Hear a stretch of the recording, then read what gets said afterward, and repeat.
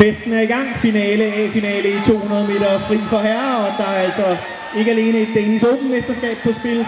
Der er også individuelle kvalifikationer, og så er der altså også perspektiverne for den danske 4x200 meter fri holdkap til OL.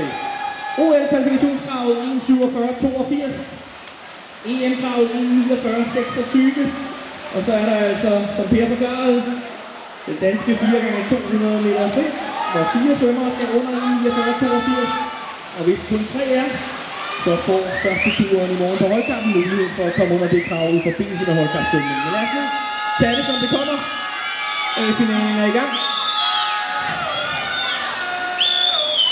Der er lagt godt ud. Søren Dahl vandt Copenhagen over på bane 8, men det er også bane 6.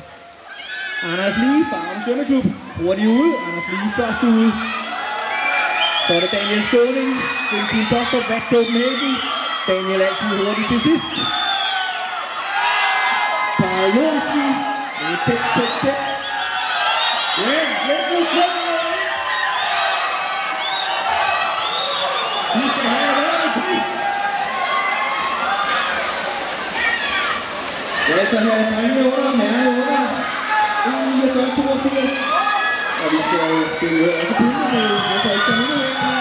Altså OL-kravet 1.49.82, og OL-kravet 1.49.26. Ser ud. Og drengene ligger tilpas tæt, så hvis de kommer under, så er der mange, der kommer under. Er det Parl Johnsen inde på bane 4? Eller er det Mads Glæsner? Jeg tror, det er Parl Johnsen foran Mads Glæsner. Daniel Skåning.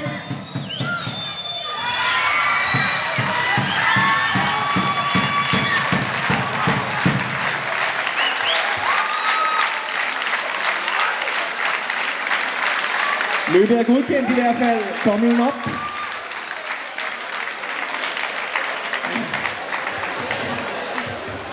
Tredje mand svømmer 1.49.85, altså uhyggeligt tæt på kravet om 1.49.82. Men vinderen bliver Parl Johnsen i 1.48.98. Sølvmedaljen går til Mads Glæsner 1.49.05. Daniel Skåning 1.49.85.